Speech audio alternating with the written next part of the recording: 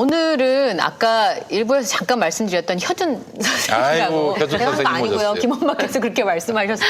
혀준 선생님 모시고 봄철의 미각에 대해서 이야기를 좀 나눠보도록 하겠습니다. 어서 오십시오. 반갑습니다. 반갑습니다. 오늘 선글라스를 아주 멋있게 쓰시고 헤어스타일도 멋있으세요.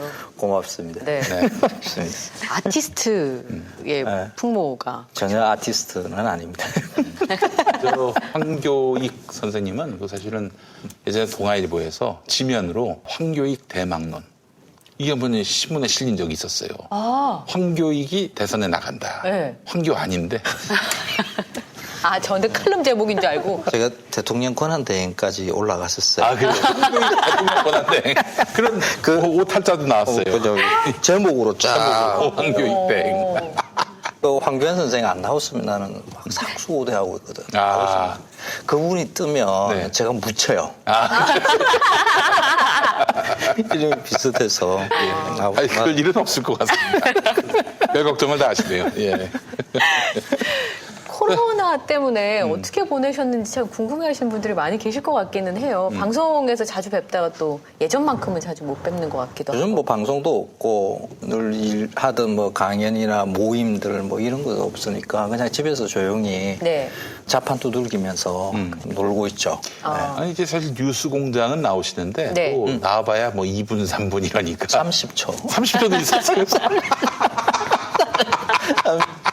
말을 못하게 해요. 앞에 코너를 길게 하다가 이 시간 안배를 못해가지고 출연을 했는데 스튜디오까지 나왔는데 30초 출연하고 그날은 30초 무슨 얘기 하셨어요? 무슨 음식에 대해서 이야기를 할 거다라는 것까지만 그것까지만 그러고 난 다음에 김규리 시간으로 이렇게 넘어가요. 그런데 이제 또 김규리 씨의 퐁당퐁당이 또 없어졌어요. 그래서 그럼 김규리 씨 프로에 나가셨어요? 그 연속해서요. 연속. 그 브릿지 역할을 한 거죠. 근데 이제 김규리 씨도 없어졌어요, 이게. 네. 그래서 지금 공중에 붕 떠 있는 상태예요. 그래서 뭐 따로 이렇게 코너를 만들자, 뭐 다른 주에 하자, 뭐 이렇게 이야기를 하고 있는데 네. 모르겠어요. 아이고. 황교익 선생님은 정말 화수분이에요. 무슨 얘기요? 끊임없이 나오시는데 네. 오늘 그래서 봄맞이 또 나물이 피는 계절 이 계절을 맞아서 우리 황교익 형님을 또 모셨습니다. 네. 뭐부터 여쭤봐야 될까 싶은 생각이 좀 들기는 하거든요. 사실 여쭤보고 싶은 게 굉장히 많긴 한데 아까 김원박께서 그런 얘기 하셨잖아요. 나이가 드는지 나물이 좋아진다. 정말 그래요. 취나물. 취나물 먹다가 쓰러질 뻔했습니다. 맞습니다. 취나물이 진리입니다. 진리예요. 저는 늘 요맘때 되면 어릴 때 할머니랑 냉이 캐고 쑥 캐고 뭐 이게 너무 일상적이어서 요때 되면 저희 동네에서 쑥털털이라 그래서 그 쌀가루랑 그래서 쑥이랑 버무려서 먹는 거를 늘상 먹었었거든요. 제가 해오면 지저분하잖아요. 깨끗하게 못 해가지고 그럼 할머니가 그거 다 가려서 쑥털털이 쑥버무리 해주시던 그 기억이 요맘때면 늘 나요. 예. 나물은 이제 캐는 게 있고 그러니까 뿌리째 뽑으면 캔다고 그렇게 해야 돼요. 그러니까 쑥은 뜯는다라고 이야기를 하죠. 그러니까 뿌리는 남겨둬요. 위에 잎만 이제 살짝 떼는 거죠. 그러면 그 뿌리는 살아요. 그래서 다시 또 이렇게 싹이 올리거든요. 그 쑥을 캐면 안 되겠네요. 쑥은 뜯어야 아니요. 뜯어야 되는. 여린 잎을 뜯으시더라고요. 이렇게 보니까 조금 제가 이제 좀 큰 거를 따서 욕심부리면 그건 대가 세지면 맛이 없어요. 네. 지금이 딱 맛있을 때거든요. 지금 섬 쪽에서 쑥을 주로 키우기도 해요. 네. 뭐 옛날에는 다 산에 들에 나가서 그냥 자연에 있는 것을 이렇게 얻었는데 비금도나 남해 뭐 이런 데 가면 재배를 하는 방법이 쑥이라는 게 뭐 특별하게 뭐 비료 주고 그럼 주고 할 필요도 없어요. 그냥 막 딱 자라니까 그걸 여리게 하기 위해서 위에 이게 비닐 장판 갓바라 그러죠. 그걸 이렇게 좀 깔아놔요. 그러면 좀 쑥이 조금 빨리 올라오거든요. 조금 빨리 이르게 그리고 좀 연하게 거두기 위해서 그렇게들 해요. 그래서 지금 쑥이 제일 맛있을 때요. 이런 거 요만한 거 이걸 갖다가 된장만 있으면 돼요, 사실. 딴 거 없죠. 쑥하고 된장. 그런데 여기 조금 이제 호사를 부리는 방법이 지금 조개가 맛있을 때요. 조개. 이 조개는 뭐 봄하고 가을 이 두 번에 이제 철이 있는데 지금이 사실 더 맛있어요, 바지락. 이 바지락에다가 쑥, 된장, 끝. 딱 거 필요 없어요. 오, 미원은 불필요한. 그 된장에 감칠맛이 충분히 있기 때문에 예. 그렇게 했어도 맛이 안 난다 그러면 정말 솜씨 없는 거라고 봐야 되는 거죠. 이상한 된장을 넣었거나. 예. 그리고 이제 지금 이제 그 통영에 가면 도다리 쑥국 해서 너무 이렇게 맛있죠. 네. 할 거예요. 그러니까 쑥과 생선의 결합인데 원래 이제 그 남쪽에서는 생선국들을 많이 끓여 먹어요. 예. 쑥 안 넣고도 거기다 뭐 미역 넣기도 하고 예. 뭐 아무것도 안 넣고 그냥 생선만 가지고 끓여 먹기도 하거든요. 이 도다리 쑥국이 그 통영에서 유명해진 게 도다리가 맛 없을 때거든요. 지금이. 도다리가 많이 잡히기는 해요. 지금부터. 예. 그런데 맛이 없어. 회로 먹기가 애매한 거야. 예. 기름이 아직 덜 찬 거지. 아, 그래서. 그래서 이렇게 기름 없는 도다리 상태, 이건 맛이 깨끗하거든요. 이게 이제 쑥하고 잘 어울리는 거죠. 그래서 쑥이 지금 도다리를 살리고 있는 거다. 이렇게 보면 돼요. 예전에 갑자기 생각이 났는데, 제가 그때가 지금부터 한 20년 전이었는데, 당시에 종교방송에 있었는데, 권사님 댁을 갔는데, 거기 며느리도 계셨고, 뭐 대접을 받았어요. 이게 뭐 뭔지는 기억이 안 나지만 비슷한 거였던 것 같아요. 된장에다가 이게 생선을 넣어서. 생선이 아니라 쑥 같은 거. 네. 그래서 먹는데, 먹다 보니까 클로바가 나오는 거야. 네이비였어요, 네이비. 클로바였겠지, 네이비였으면 기분이라도 좋지. 당첨되셨습니다. 뭐 이런. 기분이라도 좋지. 아니, 그래서 그냥 먹었습니다. 예. 그거 먹는 거예요. 먹는. 그렇습니까? 네, 식용해요. 그래요? 그러니까 우리나라는 식용을 안 하는데 네. 중국에서 많이 먹는다고. 클로바를? 네, 그래서 저도 깜짝 놀랐어요. 이게 원래 풀 종류는 한민족이 가장 많이 먹는다고 네. 우리가 늘 자랑했었거든요. 네. 한 1000여 뭐 한 1400종 정도는 우리가 먹는다라고 이야기를 하는데 웬만한 건 다 먹어요, 우리가. 그런데 클로바를 먹을 줄이야. 클로바까지. 야, 중국이 한 수 위구나. 그래요? 그래서 깜짝 놀란 적이 있어요. 그 선생님들, 오랫동안의 그 풍문인데, 네. 중국 사람들이 굉장히 기름진 음식 많이 먹지 않습니까? 네. 그럼에도 불구하고 이렇게 서양 사람들처럼 날씬해. 피부가 크지 않은 네, 이유가 날씬해요. 부추를 많이 먹어서 그렇다 그런 얘기인데 맞습니까? 그럴 것 같지는 않아요. 그건 뭐 그냥 그게 뭐 여러 가지 설이 있어요. 이제 차를 항상 마신다. 차. 이런 게 좀 있고요. 그렇게 중국 사람들이 먹는 걸 보면 이게 과식하지는 않아요. 기름진 걸 먹되 과식하진 않아요. 과식하지. 그 아침에 보통 이제 뭐 지역마다 조금씩 이제 중국 워낙 넓은 땅이에요. 그래서 조금씩 다른데 기본적으로 아침에는 그냥 간단한 콩국에 뭐 꽈배기 이렇게 썰어서 이렇게 드라마 아주 보니까 가볍게 먹어요. 뭐 점심도 면 종류로 그냥 한 그릇으로 이렇게 끝내거든요. 그러니까 저녁에 뭐 쫙 펼쳐나고 우리 그 음식점 가보면 그렇지. 남자 왔으니 뭐 이런 거. 그렇죠. 이거는 어쩌다가 있는 이벤트지. 날마다 그렇게 먹는 게 그런 건 아닌 거죠. 그래서 전체 양으로 보면 그렇게 중국 사람들이 많이 먹지 않더라고요. 그걸 생각해보니까 밥그릇이 작은 것 같아요. 우리나라 밥그릇이 제일 큰 것 같고 이렇게 머슴밥. 네. 우리가 참 많이 먹습니다. 저희 시작할 때 빼먹은 거 있어요. 뭐. 광고. 광고 광고입니까? 하는데 먹는 광고입니다. 오늘 우와, 홍교익 선생님은 비평하지 마시고 금지. 그래도 비평 금지. 양심에 저쪽 되시더라도 좀 조용히 계셨으면 좋겠어요. 자, 클로렐라 딸기청과 딸기잼입니다. 지난해 품절 대란이 있었던 박효병 농부의 클로렐라 딸기청과 딸기잼이 판매를 재개합니다.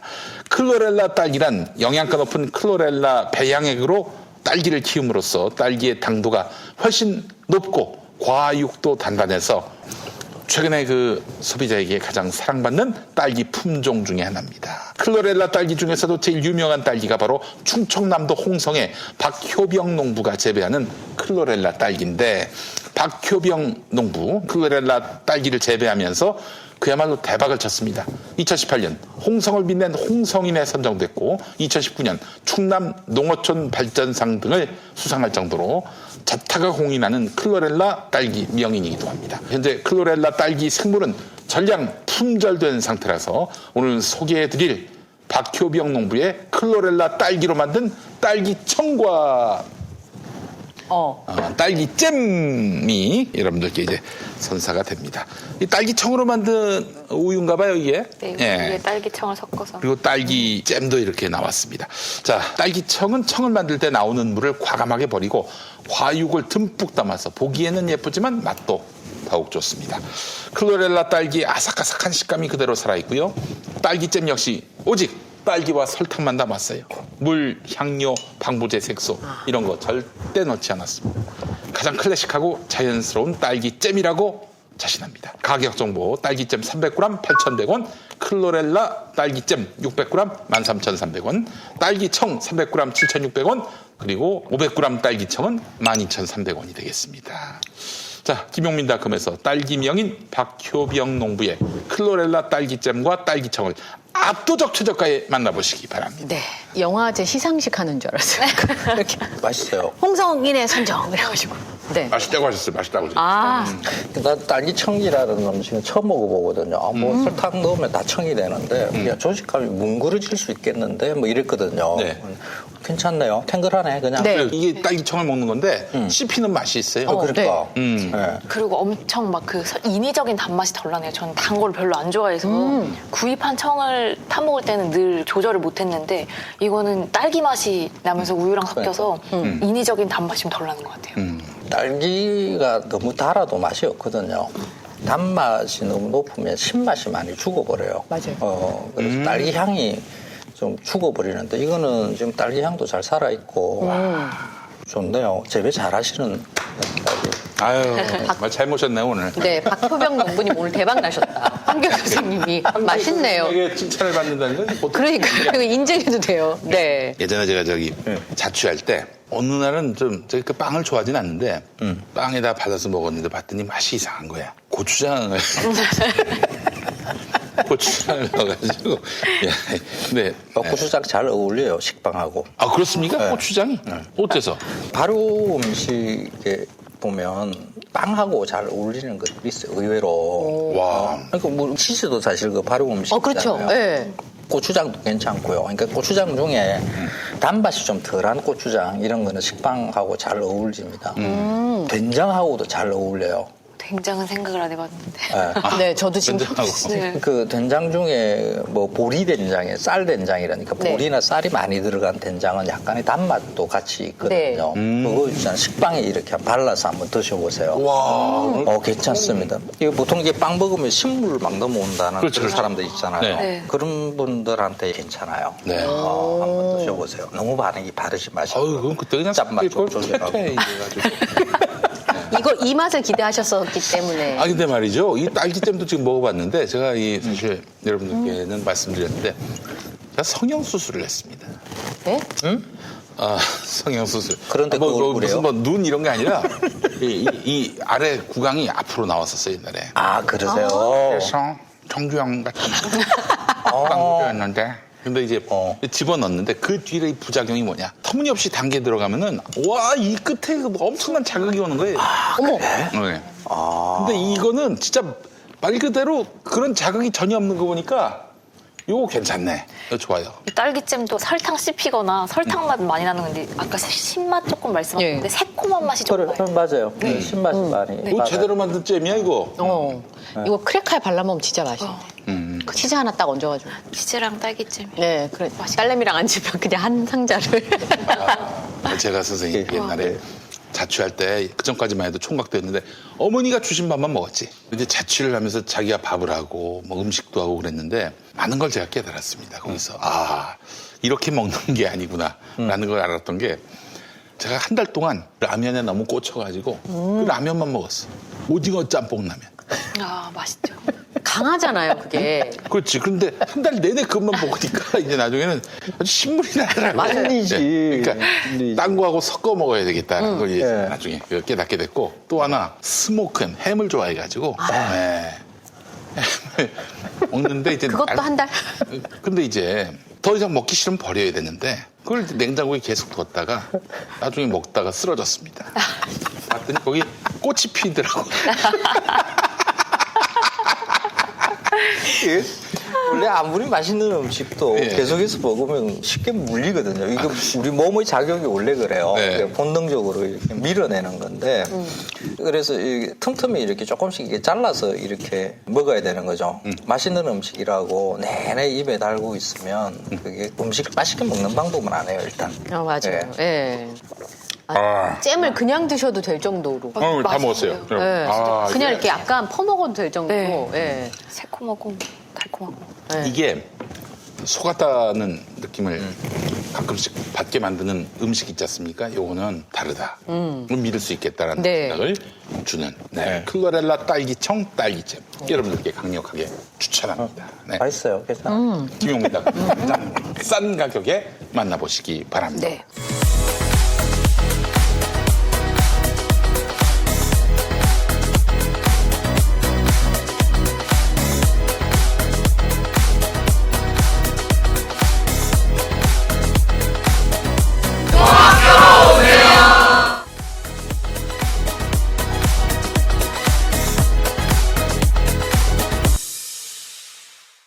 오늘 우리 황교익 선생님 모시고 본론으로 들어가겠습니다. 네. 신민재 평론 궁금한 거 물어보세요. 아까 마산 이야기 좀 해주셨잖아요. 아, 네. 쑥국 이야기.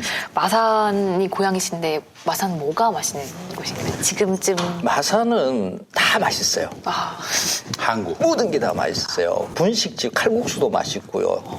심지어 떡볶이도 맛있고요. 모든 게. 왜? 제가 마산 출신이니까.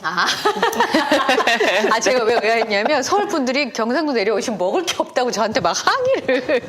그거 정말 모르는 거예요. 그게 전 얼마나 항의를 맛있는데. 받았어요. 네. 자기 고향 음식은 무조건 맛있는 거예요. 이거는 뭐 평가의 대상이 아니거든요. 우리 집 엄마의 음식에 대해서 평가할 수 있어요? 없죠. 없죠. 네. 그거하고 똑같은 거예요. 고향 음식은. 근데 조금 특이한 경우들이 있어요. 뭐 대구 분이라든지 몇몇 경상도 분들은 자기 고향 음식 맛없다라고. 예, 얘기를 하죠. 우리 동네 맛없어. 그러는데 사실 그분이 맛없는 것만 드셔서 그래요. 정답이네요. 그 대구 가보면 맛있는 음식 참 많거든요. 그 그다 국밥. 또 분지라서 네. 아주 잘 익은 것들이 많지 않습니까? 특히 그 대구의 국밥류가 굉장히 다양하게 이렇게 존재를 하고 그릇도 참 예뻐요. 대구 지역의 뚝배기 그릇은 이게 서울 지역 다른 지역의 뚝배기 그릇하고 조금 모양이 달라요. 아주 매끈하게 싹 빠진 게 참 예뻐요. 뭐 그리고 고기류들, 뭐 뭉티기로 이렇게 썰어서 나오는 육회류들 이런 것도 맛있고요. 막창 맛있고요. 막창 대구. 대구 맛있어요. 그 대구 육개장도 어마어마하게 맛있어요. 맛있어요. 약간 비법이 경상북도는 약간 좀 달라서 양념이 훨씬 더 좀 칼칼하고 맛있는 그런 그렇죠. 거죠. 네. 단맛이 좀 덜해요. 네. 깨끗한 맛을. 그런데 그걸 왜 그분들은 맛없다라고 자꾸 그렇게 스스로 이렇게 자학을 하는지 저는 이해를 못 하겠어요. 그러니까 가만히 처음에는 그냥 뭐 그러려니 이렇게 듣고 있다가 결론은 그래요. 그분들이 자기 고향에 사시면서 맛있는 음식을 못 드셔본 것이다. 그래서 불쌍하게 사신 것이다. 자기 고향 음식이 맛없으면 어떡해요? 맞아요. 모든 사람들은 자기 고향 음식 다 맛있습니다. 마산 거는 다 맛있습니다. 와서 드셔보세요. 정말 예. 맛있습니다. 저는 제가 의아했던 것 중에 하나가 저는 이제 저희 집이 부산이니까 마산 마창에 횟집이 되게 많잖아요. 네. 네, 서울에도 있고 사실 심지어 경상도에도 마창이란 이름을 단 횟집들이 굉장히 많거든요. 맞죠. 마산창원. 맞죠. 네. 마창. 거의 바다협도 아니고 부산처럼 왜 마창 횟집이 유명할까? 그게 늘 저한테 미스테리였어요. 마산에? 예, 마창이라 마산창원의 마산창원. 이름을 단 횟집들이 굉장히 많잖아요. 이제는 많죠. 마산창원이 창원시가 됐어요. 아, 그렇죠. 예. 네, 예전에 그런 이름을 단 횟집들이 되게 많아서 되게 의아하다. 이런 저기 아구찜 집이 그래. 마산 아구찜 이런 게 많잖아요. 뭐 신사동 이런데 네. 가끔씩 저도 가서 물어보거든요. 주인한테 마산이세요? 그러면 아니. 대체로 그냥 그 지역에 맛있는 음식 그 지역과 분명히 이렇게 붙어 있는 거 유명해진 것들이 있어요. 이제 그런 거는 뭐 거의 전국화 맞아요. 모든 사람이 네. 막 쓰는 거니까 일종의 상술이죠. 뭐. 부산 음식이 대체로 제가 마산이라서 부산에 대해서는 약간의 경쟁심 같은 게 있거든요. 네. 부산이 부산보다는 이제 마산이 좀 오래된 도시고. 예, 그런데 그 부산이 조금 마산보다는 조금 잘 살아요. 좀 문화적으로 수준도 조금 높은 것 같고 사실 조금 이게 밀리는 감이 있어요. 그런데 사실 부산 음식이 마산 음식에 비해서는 조금 질이 떨어져요. 돼지국밥이 왜 맛있어요, 그게? 그게 저는 진짜 맛있는 음식인가요? 근데 초등학생들도 좋아해요. 그게 아까 선생님 밀면이 말씀 맛있는가? 밀면 맛있죠. 이상하잖아, 이게. 뭐, 그게 왜 이상해요, 선생님? 얼마나 맛있는데. 맛없는 밀면집에 맛없는 돼지국밥집 가신 것 같아요. 네. 맛있는 대로 한번 모시고 와야겠네요. 보편적으로 맛이 없어요. 저는 이제 그 당면국수 이런 것도 되게 좋아하고. 당면국수. 그게 사실은 이제 전쟁통에 내려오신 분들이 개발한 특이한 음식들이 많잖아요. 그렇지. 그런 거. 부대찌개도 마찬가지지 뭐. 그렇죠. 아니 뭐 미군 부대가 없었으면 부대찌개가 나왔겠나 어디. 네. 그래서 부산 애들은 돼지국밥을 초등학교 6학년 때도 자기 돈 주고 가서 먹거든요. 이 돼지고기가 기본적으로 찬성질 아닙니까, 선생님? 몰라요. 네, 그런 걸로 알고 보통 있는데. 얘기를 근데 그게 하는데. 국밥하고 어우러지니까 조금 조화를 안 이룬다라는, 못 이룬다 이런 얘기. 아니, 원래 그 돼지국밥은 그 전국이 다 먹어요. 그 순대국밥. 있잖아요. 네. 그게 뭐, 그러니까 순대만 빼면 그냥 돼지국밥이거든요. 맞아요. 그런데 부산 지역에서 이제 그 순대국밥에 돼지라는 이름을 그냥 붙인 거죠. 돼지국밥. 아주 그래서. 특이해 보이는 거죠. 그래서 별 것은 아닌데 하여간 이름으로 부산 사람들의 성정이 그냥 딱 들어가 있는 거죠. 돼지국밥 안에는. 이건 뭐로 만들어서? 돼지. 그러니까 돼지국밥. 그 순대국밥하고 돼지국밥이 다른 줄로 아는 분들이 또 있어요. 안에 들어가기는 좀 순대국밥보다는 좀 이렇게 뭉텅이 들어가 있는 게 많긴 한데. 고기를 좀 더 많이 쓰죠. 근데 저는 이제 초등학교 때부터 맨날 그 앞을 왔다 갔다 하니까 그 냄새에 너무 익숙해서 당연히 이제 먹는 음식이라고 생각을 하고 먹었던 기억이 나요. 예. 죄송해요. 부산 음식 맛있어요. 예. 뭐 경쟁심이 조금 경쟁심이 있어요. 있어서. 네. 예. 제가 아까 마창 얘기를 괜히 해가지고. 근데 선생님 보통 이제 음식을 면역력이나 이렇게 뭐 건강에 좋으려고 이런 음식을 많이 먹으라는 추천들 많이 하잖아요. 요즘엔 사실 면역력이 정말 중요한 시기죠. 네. 그게 사실 의미가 없어요. 의미가 없다. 몸이 아프면 병원에 가야 되고 의사의 진료를 받아서 처방받고 그러니까 뭐 영양제도 다 처방해 주거든요. 몸이 뭐가 안 좋다 그러면 그 미네랄의 뭐 균형이 안 맞다 이래도 그거 다 처방해 줘요. 뭐 이런 미네랄 제제 드세요. 뭐 이러고요. 화장실 잘 못 간다 그러면 몸식 음식, 섬유질 많은 음식 이런 거 드세요. 발효 음식류 이런 거 드세요. 유산균 많은 거 드세요. 이게 다 해요. 그게 맞춰서 이렇게 먹고 살아야 되는 거죠. 근데 우리는 텔레비전에 보면 그거 전혀 관계없는 의사분도 아닌데 보면 요리사라 식품영양학과는 조금 관련이 있기는 해요. 근데 그냥 보통 보면 그 영역의 분이 아닌데도 그게 나와서 이런 걸 드시면 당뇨에 영역이 좋고. 올라가고요, 뭐 하고요, 뭐 이래요, 뭐 동의보감에 의하면 뭐 네. 본초 강목에 의하면 네. 이거 사실 그렇게 좋은 일은 안 해요. 그냥 음식은 음식이고요. 그렇지. 몸이 안 좋다 그러면 병원 가시고요. 되게 충격적인 게 우리 보양식 많이 먹잖아요. 그래서 뭐 여름에는 봄날 뭘 먹고 봄에 뭐 기운 없고 나른할 때 뭘 먹으라 하는 얘기를 저도 어렸을 때부터 많이 들었던 것 같은데 푸드 칼럼니스트께서 병원에 가라. 아프면 병원에 가세요. 예. 병원입니다. 그러니까 음식은 맛으로 먹어야 되는 거지. 맞아요. 영양보다 네. 그렇죠. 지금의 영양으로 따진다 그러면 지금 인류 역사상 지금 우리가 가장 영양 균형이 잘 맞게 건강한 식생활을 유지를 하고 있어요. 지금 뭐 평균 연령 지금 뭐 거의 90세 이르잖아요. 가까워지고 있으니까. 뭐 100살까지 우리는 살 거예요. 네. 근데 조선시대만 하더라도 한 40살 정도밖에 못 살았어요. 환갑 넘기는 게 너무 힘들었어요. 제가 이제 환갑이구나.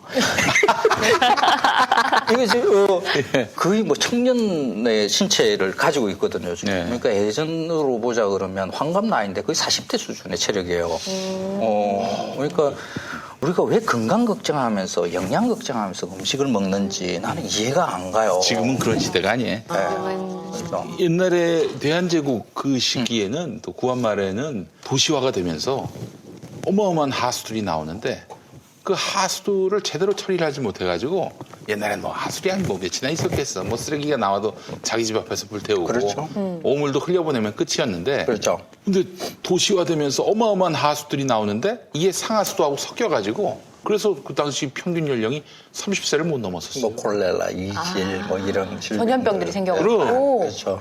근데 우리는 이제 상하수도 됐고 더 이상 그걸로 걱정할 일은 없어요. 그렇죠. 개천에서 떠다니는 물을 퍼다가 먹는 것도 아니고. 그러니까 그러면은 요맘때 먹으면 맛있는 거 지금 맛있는 거 그게 중요해요. 맛있는 거. 아까 쑥 이야기했어요. 네. 쑥은 아주 잠시 지나가요. 한 달 정도면 금방 억세지거든요. 예. 맞아요. 비 끝나요. 올라오니까. 그렇죠.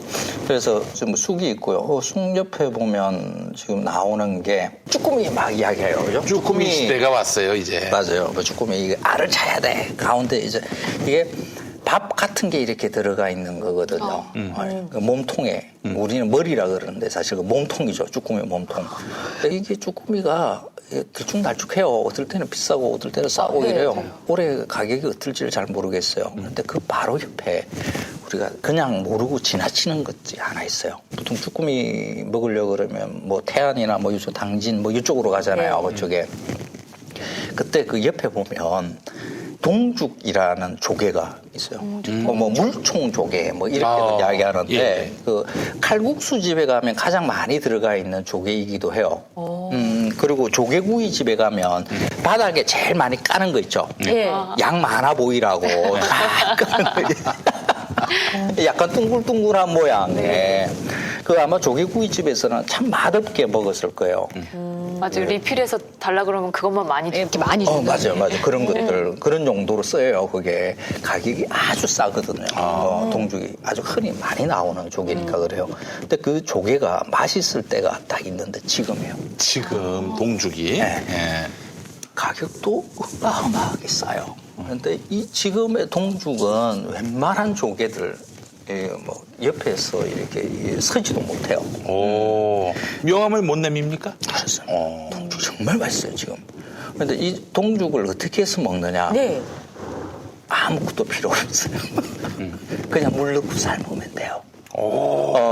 그냥 입이 살짝 벌어질 정도까지 너무 오래 삶으면 모든 조개는 같아요. 질겨지거든요. 그러니까 그냥 살짝 벌어질 정도만 삶아서 그냥 드시면 돼요. 아, 그래도 물만 넣고.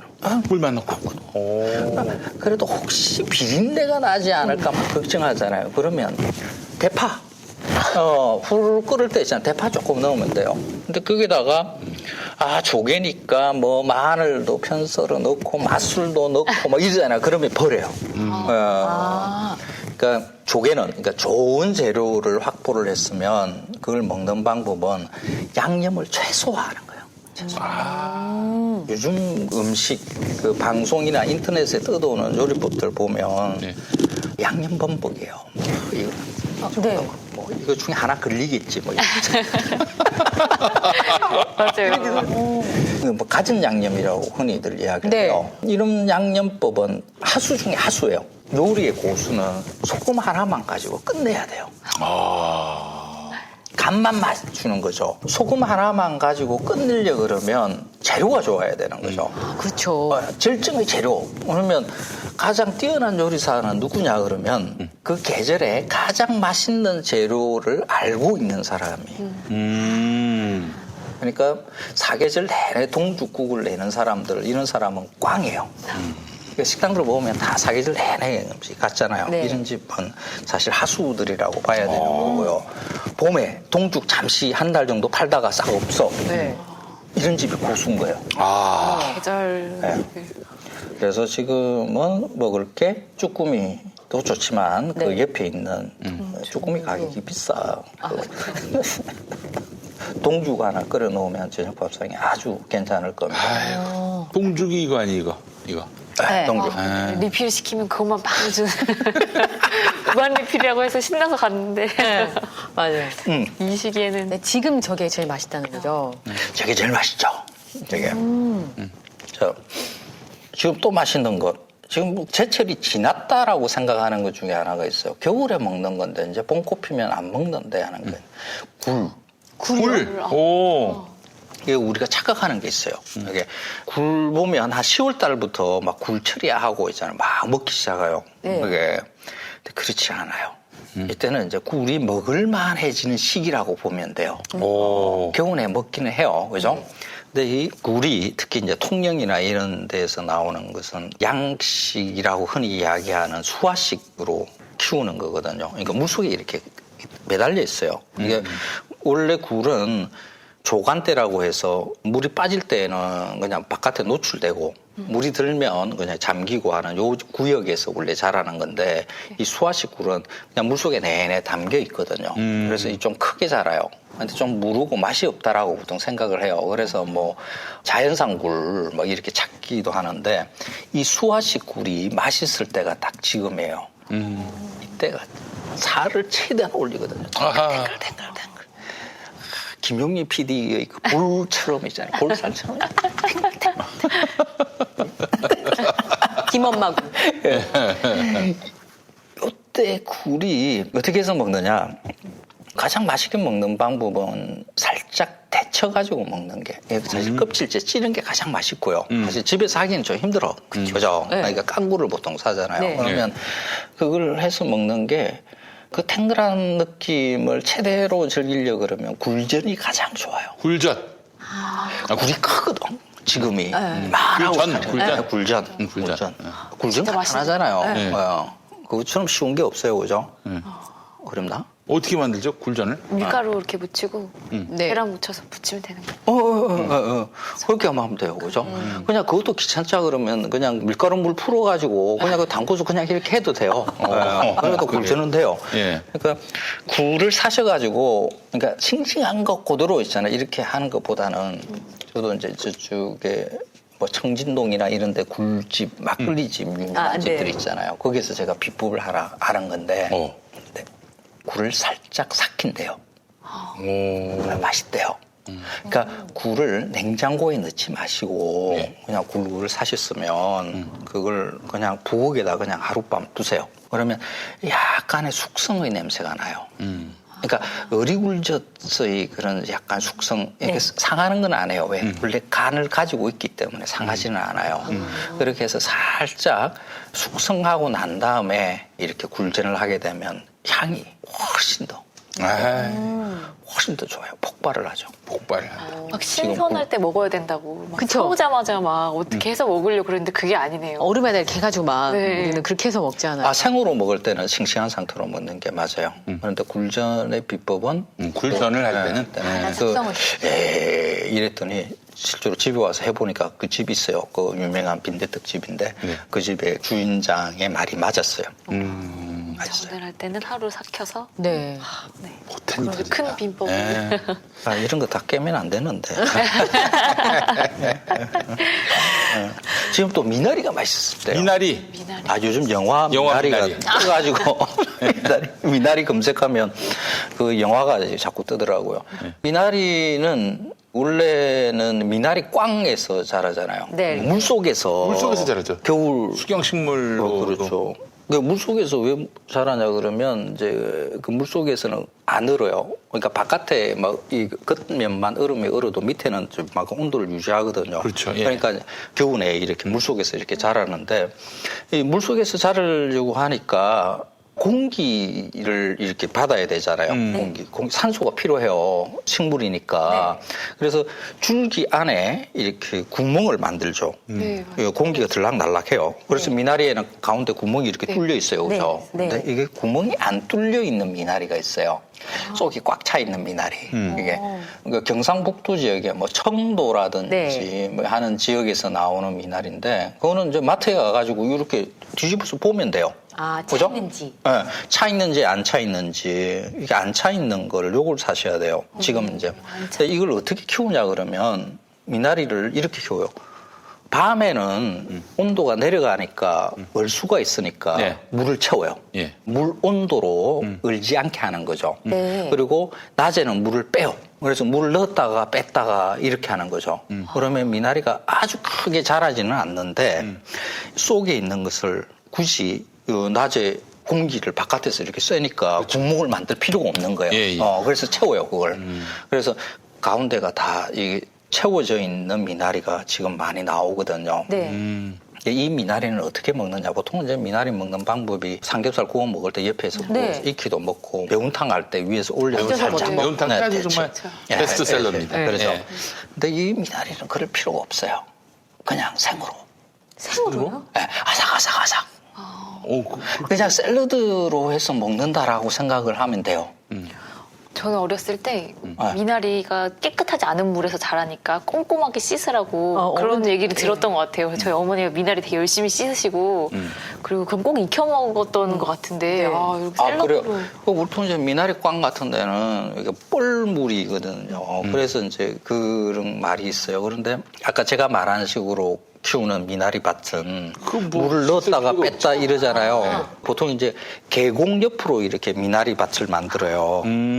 그래서 밤에는 그 계곡물을 이렇게 받아가지고 이쪽으로 채우고 네. 다시 낮에는 그 빼버리고 계곡물로 다시 보내고 이러는 거거든요. 그래서 계곡물들이 다 깨끗해요. 그래서 뭐 거머리 걱정 뭐 이런 거 안 해도 돼요. 깨끗한. 그러니까 그는 그냥 이런 미나리는 그냥 생으로 한번 드셔보세요. 굉장히 맛있어요. 아삭아삭아삭. 한 번도 미나리를 생으로 먹겠다고 생각해 본 적이 없었던 것 같아요. 시금치 있죠. 네. 시금치. 시금치도 지금이 거의 막바지인데 저 남해나 이런 데서 남해촉 이렇게 파는 네. 것들 그런 거 한 박스야 15,000원 하나 굉장히 싸요. 네. 시금치가. 그것도 생으로 한번 드셔보세요. 아, 그 물에 한 번 씻게 얘기했죠. 네, 씻고 그거야 이제 씻고 씻어야 되지만 생으로 샐러드처럼 이렇게 샐러드로 먹는 거죠.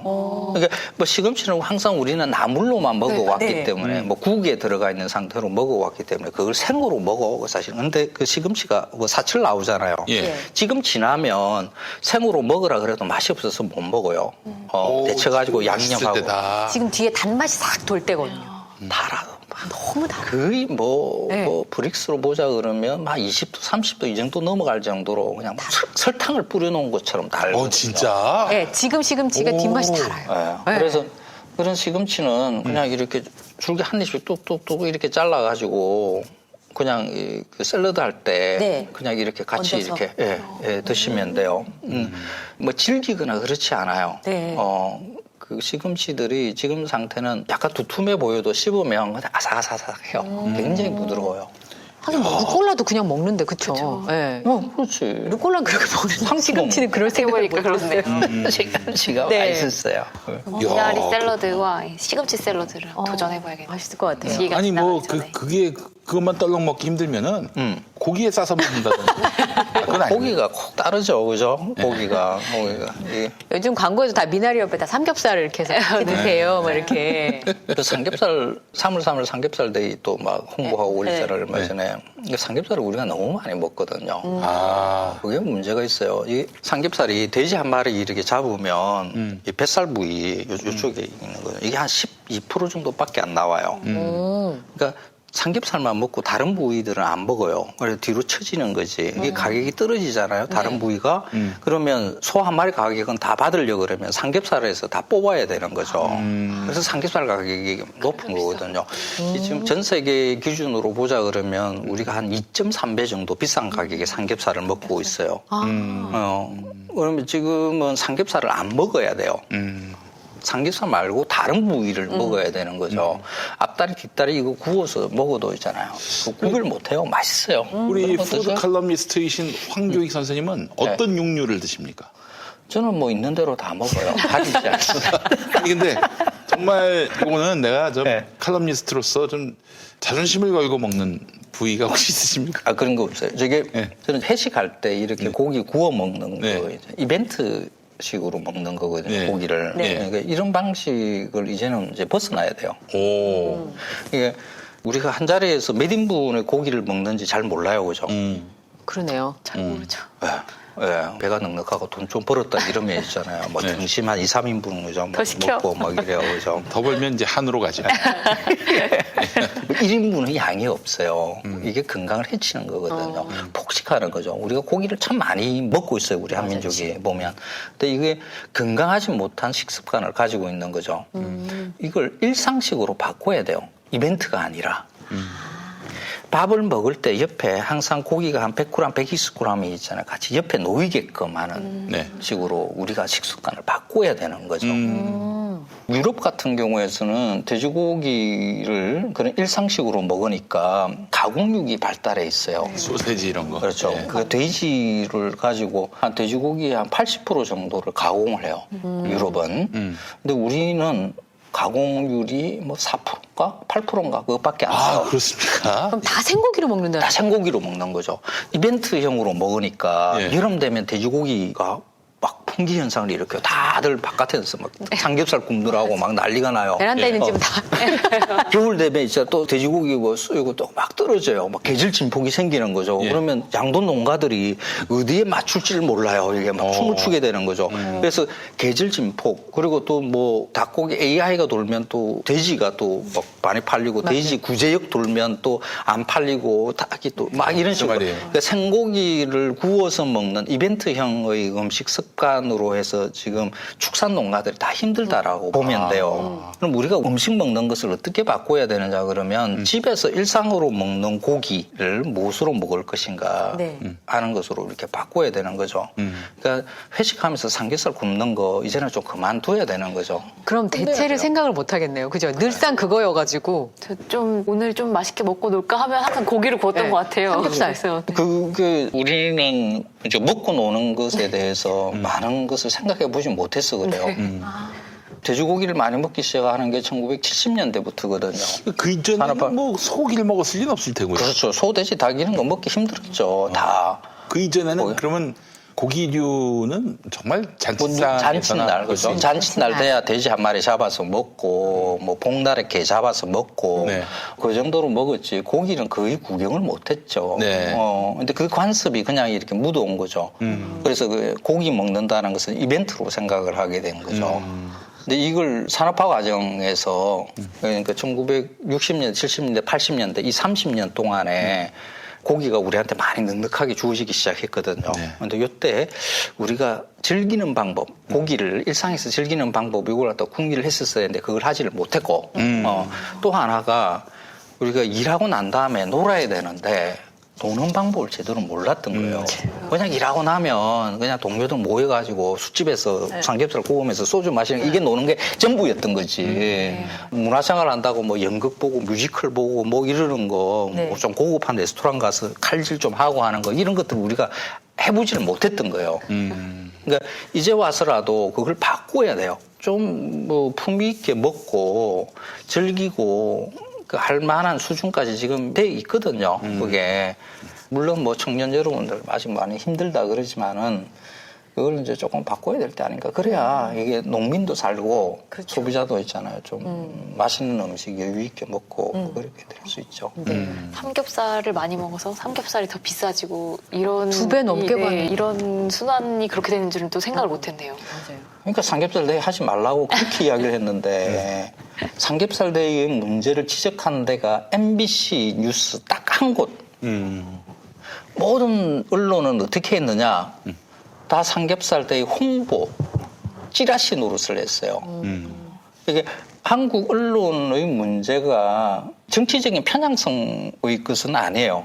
그거와 플러스해서 있는 게 뭐냐 그러면 자본에 의해서 자본의 입맛에 맞는 자본이 주는 자료만 가지고 홍보하는 찌라시 노릇을 하고 있는 거죠. 이번 삼겹살 대회에 어떤 언론이 거기에 대해서 문제를 지적하는가 보자 하고 네 지켜봤거든요. MBC 딱 하나, MBC 하나만 지금 정상적인 언론이라고 할 수가 있어요. 네. 심지어 한겨레까지도 경향신문까지도 삼겹살에 대해서 애매한 태도의 보도들을 애매한 먹을거리와 관련되는 것은 언론들이 보여주고 있는 행태는 심각해요. 아, 그래요? 생각을 못했어요. 그게 뭐 축산 농민들에게 이익이 된다 이런 차원으로만 이해를 했는데 그러니까 한돈 농가 전혀 이해- 구나 이렇게 자, 생각해도 이거 우리는 삼겹살 대회니까 양돈 농가에 도움이 되겠지. 네네. 네. 삼겹살 대회 끝나고 난 다음에 그러면 돼지 가격이 올랐느냐? 아니요, 떨어졌어요. 오. 그러면 누구한테 이득이 되지? 자, 잘 생각해 보세요. 삼겹살이 국내에는 모자라잖아요. 네. 그래서 금값이에요. 금겹살이래요. 그러면 다른 삼겹살로 채워야 되겠죠. 네. 수입해서 채우는 거죠. 외국에는 삼겹살이 싸요. 아주. 안 먹으니까 베이컨 많이 싸죠. 그러면 그 삼겹살 수입해 와서 팔아요. 자, 소비자들은 삼겹살 데이라고 해서 삼겹살, 뭐 국산 삼겹살을 싸게 판 데 가서 먹었어요. 다음에 음식이라는 것은 관습적 소비를 네. 하게 돼 있거든요. 그러면 다음 주에 또 삼겹살 먹고 싶어. 그런데 마트에 갔는데 삼겹살이 너무 비싸, 국산은. 네. 옆에 보니까 수입이 있네? 네. 싸네? 네. 저걸 선택하게 돼 있어요. 그래서 수입 삼겹살 시장만 키우는 거예요. 근데 그 수입 삼겹살과 국산 삼겹살을 그러면 그 시장이 따로 형성이 돼 있느냐? 아니요. 유통하는 업자는 같아요. 그럼 그 누가 돈 버느냐? 삼겹살 데이에서 양돈동가 돈 못 벌어요. 소비자는 이제 주머니만 틀려요. 그러면 유통업자들만 돈 버는 거예요. 아이고, 유통업자들의 잔치네. 그런데 그걸 그 문제를 지적을 하다가 안 해요. 왜? 그 생산자 단체라고 하는 한돈협회 이쪽에도 사실 그런 관련 유통업자들하고 있잖아요. 이게 잠잠이가 다 돼 있어요. 그게 그냥 정상적인 양돈 농가를 대표하는 집단이라고 보기는 힘들어요. 그러니까 그 사람들에 의해서 몇몇 육류 유통업자들의 배를 불리는 일만 하고 있는 거죠. 근데 이런 것을 바로 잡아야 되는데 안 잡아요, 언론들이. 이 이야기를 그렇게 반복해서 이야기하는데 안 잡히고 왜 MBC만 그런 문제를 알고 MBC만 알겠어요. 다른 기자들은 모르겠어요. 다 알아요. 문제는 이런 거죠. 축산 전문 기자들, 뭐, 그러니까 식품 영양, 뭐, 식품 관련되는, 음식 관련되는 기자들이 이 사실을 모를까요? 다 알아요. 다. 저만 아는 일이 아니에요. 다 알아요. 근데 다 아는 일을 말을 하는가 말하지 않는가가 사실 언론인들의 태도의 문제라고 봐야 되는 거거든요. MBC는 내가 알고 있으니까 아는 바를, 확인된 바를 정확하게 보도를 하는 거죠. 근데 그 외에 모든 언론들은 유통업자들 우리 광고 주잖아. 그렇지, 우리 광고도 하더라고, 그러니까. 그렇죠. 네. 우리한테 뭐 홍보하라고 뭐 돈도 찔러줬잖아. 저 사람들하고 잘 지내야 되는데, 이런 보도, 이거, 하면 안 되지. 이거 덮어. 그리고 뭐, 그날 삼겹살 먹으라는 게 뭐 잘못이야, 뭐? 이런 그렇죠. 생각을 할 것이고. 그게 뭐, 양돈 농가에 조금 도움이 되지 않을까? 그래. 가자. 일부라도 도움이 되지 않을까, 이렇게. 안 해요. 돼지값 떨어졌어요. 그렇군요. 국산 양돈 농가한테는 더 타격이 되는 건 아니고. 네. 타격이죠. 이게 갈수록 그 구조는 심각해지는 거니까 양돈 농가들이 지금 탈출을 못 해요. 지금 돼지 가격이 그러니까 지육이라 그래요. 이제 투사를 하고 난 다음에 나온 이 지육 단계에서 양돈 농가가 1kg에 4,200원 정도를 받아야 생산비라고 이야기를 해요. 네. 근데 지금에 3,700원, 3,800원 그 정도밖에 안 나와요. 그러면은 돈 버는 일이 아닌 정도가 아니라 뭐. 그렇죠. 지금 적자죠. 손해를 보는 일이네. 적자죠. 그러니까 이런 일들을 왜 언론들이 입을 닫고 있는가 모르지 않잖아요. 언론사 여러분들. 왜 MBC만 보도해요. 왜 이런 문제를. 네. 3월 3일에 보도돼야 됐던 내용들은 삼겹살 데이 얘기가 아니었네요. 그러네요. 정말 적자를 보면서 축산농가에 계시는 분들이 이렇게 힘들게 하시는지 몰랐어요. 그러면 삼겹살 데이가 아니라 이런 날이어야 되는 거죠.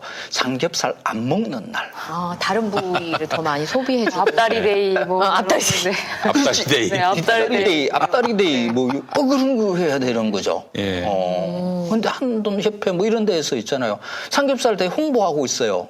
미친 거지. 아니, 선생님, 이거 뭐 엉뚱한 질문인데, 멧돼지하고 돼지는 다릅니까? 집돼지가 멧돼지를 이렇게 가축화 네. 한 거죠. 근데 그 가축화하는 게 아마 가축화를 했다면은 한 5,000년, 6,000년 멧돼지를 일단은 이발을 시키고 멧돼지로.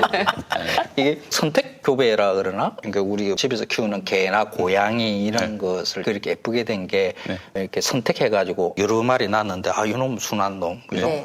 이놈은 예쁘네 이렇게 했는데 이게 7대가 지나면 그 7대 위하고 완전히 다른 보인대요. 예. 선택만 가지고도 그렇게 확 달라진대요. 그러니까 그 멧돼지 중에서 그러니까 좀 살 많이 찌고 네. 뭐 털도 먹고 요리하기 좋게 몸을 가지고 있는 놈들만 이렇게 선택을 했겠죠. 이렇게 해서 그래서 지금 이렇게 만들어진 그런 게 집돼지가 됐다. 그러니까 그렇게 봐야 그 되겠죠. 멧돼지 잡아서 먹으면 맛있습니까? 멧돼지를 많이 먹어봤어요. 멧돼지 사육하는 농가들도 있어가지고 예. 그런데 그렇게 맛있지는 않아요. 아 그래요? 예. 맛있다고 사람들이 네. 왜 맛있다라고 느끼냐 그러면 대부분 처음 먹는 겁니다. 생각보다 맛있다 뭐 이런 거. 그러니까 그걸 반복해서 먹잖아요. 예. 그러면 제가 이제 이것 때문에 실수를 한 적이 있기 때문에 이 말씀을 드리는 거예요. 멧돼지 농장이 있었다 그랬잖아요. 예.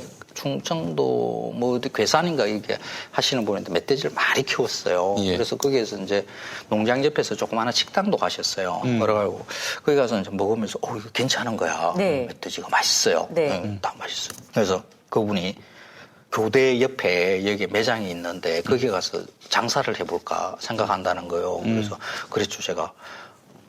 해보세요. 괜찮을 수도 있어요. 그랬거든요. 그래가지고 그걸 이제 문을 열고 개업하고 이제 저를 초대를 했어요. 가서 딱 먹는데 먹는 순간 아니다. 아니다. 두 번째 드실 때 네. 왜? 그 옆에 있는 많은 소고기, 돼지고기 집들과 그 멧돼지의 맛의 질 이렇게 있죠. 그게 이제 그때야 느끼 보는 거예요. 네. 이거는 맛있다고 할 수 없을 것 같아. 아니나 다를까 얼마 안 갔으면 달았어요. 우리는 음식을 먹을 때 그 한순간의 경험으로 기억을 하거든요. 근데 멧돼지가 맛있다고 하시는 분들은 대체로 시골이나 어디에 이렇게 가셔가지고 이벤트성으로 이렇게 먹는 거. 처음 여행 가서 맞아요. 맞아요. 그래서 꽁고기 처음 먹었는데, 와, 꽁고기 맛있어, 맛있어. 야, 뭐 이러는데, 그게 만약에 이제 서울에 들어와서 일상의 음식으로 이렇게 팔린다라고 생각을 했을 때는 또 달라요. 아주 처음 먹은 음식의 기억이 그 음식에 대한 영원한 기억으로 가지고 있을 때가 많은 것 같아요. 첫인상 바꾸기 쉽지 않죠. 그래서 우리는 그 음식을 먹을 때 그 음식의 어떤 절대의 기준과 가치가 존재할 거라고 생각을 하는 거죠. 이제 거기에서 오는 착각이에요. 음식의 맛이라는 것은 그 환경들, 내 몸의 상태, 내 위치들, 뭐 이런 것들, 주변 환경에 의해서 오히려 맛있다, 맛없다라는 게 결정되는 게 더 커요. 네. 음식에 너무 절대적인 가치를 부여하는 것은 바르지 않습니다.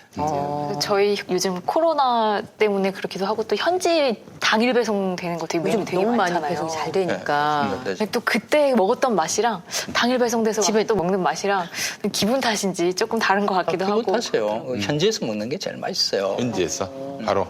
맛있어요. 근데 그게 도시 지역에 와서 다시 맛있을 것이라는 것은 버려야 돼요. 그럼 한번 배달 탄 것도 있고 현지에서 먹는 것도 내 저기 사실 속초에서 이제 자취할 때 쥐포가 있어서 이 속초 앞바다에서 잡은 쥐포인가 봤더니 거기는 안 나오지. 그러니까 베트남에서 거기 자취하면서 많은 걸 깨달았다니까요. 네? 여기서 잡히는 게 아니라. 몰랐어요. 속초 그 중앙시장 이런 데서 파는 쥐포가 모르셨구나. 베트남산이었군요. 베트남산이 많아요. 그래요. 몰랐습니다. 갈치도 베트남산 많아요. 많은 걸 배웠어 내가 자취하면서. 그렇군요. 햄은 금방 소비해야 되는 거야. 못 먹겠으면 버려야 되는구나. 꼽히기 전에. 꽃피는 봄이 오기 전에. 아까 동죽같이 늘상 이렇게 잘 접할 수 있고 자주 먹어도 그 시절에 맛있는 음식. 그렇죠. 제가 그래서 우리 황교익 네. 선생님 방송 나오는 거를 정말 열심히 보는데 예. 처음에 이제 쑥국인가 알쓸신잡에서 드시는 걸 보고 쑥국. 뭘 저런 걸 드시나 저 뭐가 맛있다고 그랬는데 차츰 관심을 갖기 시작했는데 이제 황교익의 그 맛을 알게 됐어요. 황교익은 어떤 맛을 추구하느냐 제철 음식. 그렇죠. 이유가 있어요. 원래 인간은 자연의 시간에 순응하면서 살아왔거든요. 뭐 사피엔스로 보자 그러면 한 7만 년 전부터 봄, 여름, 가을, 겨울 그 계절의 변화에 따라서 그 지역에서 흔히 그 계절에 맞춰서 많이 나오는 것들을 먹게 돼 있어요. 네. 이런 것이 깨지는 게 산업화로 깨지는 거거든요. 한 200년 전에 유럽에서 산업혁명이 일어나고 난 다음에 도시 노동자가 다 됐어요. 도시에서는 먹을거리를 생산하지 않죠. 시골에서 생산된 걸 가져오고 노동자들은 그걸 갖다 사 먹는 거죠. 그래서 그걸 값 살 때 많이 생산되는 것을 가지고 가공을 해요. 가공 음식들이 이렇게 많이 이렇게 주어지는 거죠. 도시 노동자들은 계절의 변화를 몰라요. 꽃이 피면 꽃이 피는가 보다. 사진 찍으러 가요. 더우면 그 계절의 변화를 조금이라도 느끼면서 사는 게 인간의 행복도를 올릴 수 있을 것이다라고 저는 생각을 해요. 그러면 어떻게 해야 되는가? 그 계절에 만드는 음식을 조금이라도 찾아서 먹으면 쑥 하나 사가지고 쑥국 끓이면서 이렇게 이야기를 하게 돼요. 우리는 자연스럽게 그 밥상에서 쑥국을 들여다보면서 그렇게 이야기해요. 할머니하고 쑥캐러 간 이야기를 하게 돼 있어요. 네. 저는 맨날 그렇게 되더라고요. 그죠? 네. 하게 돼 있어요. 그래가지고, 야, 우리 동네에는 말이야, 그 뒷산에 올라가면 쑥이 막, 그 쑥이 자라가지고 꽃이, 어떤 꽃이 피는지 아세요? 아니요, 저는 몰라요. 쑥이 국화과 네. 식물이에요. 네. 그래가지고 조그마한 예쁜 한 국화가 이렇게 펴요. 구절초 같은 이런 게 펴요. 그게 뭐 그런 이야기도 하게 되고요. 국화 그 쑥꽃이 얼마나 예쁜지 알아. 뭐 이런 이야기 하게 되는 거죠. 뭐 쑥떡 이야기, 쑥버무리 네. 이야기하게 되고 옛날에 가난했던 시절도 이야기하게 되고 봄날에 봄소풍 나갔던 이야기도 하게 되고 이렇게 되는 거죠. 그래서 음식을 계절에 맞춰서 이렇게 먹게 되면 알게 모르게 그 예전의 이야기, 자연 속에서 살았던 이야기가 이렇게 묻어 나오게 되는 거죠. 그것만 가지고도 우리는 조금 행복해질 수 있다. 네. 그래서 계절에 맞는 음식을 찾아서 먹자라고 이야기를 하는 거죠. 네. 맞아요. 실제로 이런 즐거움을 우리가 좀 알았으면 좋겠는데, 뭐 1월이나 7월이나 12월이나 뭐 똑같아. 우리 뭐 3월이나 항상 9월이나 치킨 먹고 떡볶이 먹고 그냥 국물에 그냥 된장국이든 뭐 무슨 국이든 스팸을 집어넣는 스팸 제철 음식은 아니지 않습니까? 그렇기 때문에 우리가 그냥 쑥 그리고 동죽 그리고 된장 네. 이것만으로도 한번 맛을 느껴보면서 네. 계절이 주는 선물을 또 만끽했으면 좋겠어요. 네. 자, 오늘 한교의 칼럼니스트 모시고 저는 그냥 맛있는 음식을 소개해 주실 거라고 생각했는데 이게 사는 얘기라는 생각이 들어요. 그럼 먹는 예. 게 사는 거예요. 그렇지. 예. 오늘 추천해 주신 방법으로 한번 행복을 마음껏 한번 누려보시면 좋겠다 싶은 생각이 듭니다. 그럼 여름 오면 이제 그때 모시나요 또? 여름에 한번 또 모시고 여름에 또 제철 음식이 무엇인지. 여름에 피서 가서 뭐 텐트 치고 이렇게 네. 그렇지. 네, 또 여름 되면 또 모시고. 바닷가에서 바닷가에서. 아, 근데 바닷가에 가서 하면 안 돼요? 네, 알겠습니다. 바닷가에서 한번 좀 방송 준비해 보겠습니다. 네, 오늘 한교의 칼럼니스트와 함께 맛있고 즐거운 이야기 나눴습니다. 고맙습니다. 고맙습니다. 고맙습니다. 네. 길